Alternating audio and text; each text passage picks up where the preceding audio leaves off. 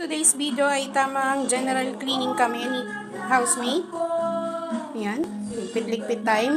At syempre habang nagliligpit, magluto din tayo ng pagkain.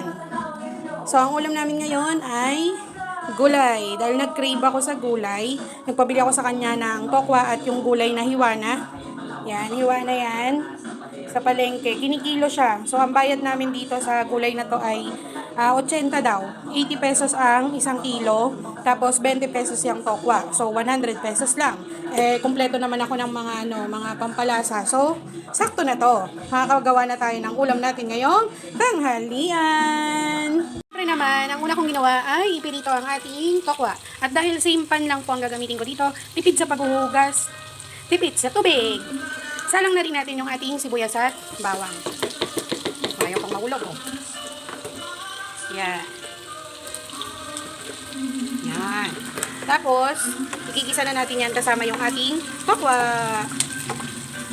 Okay.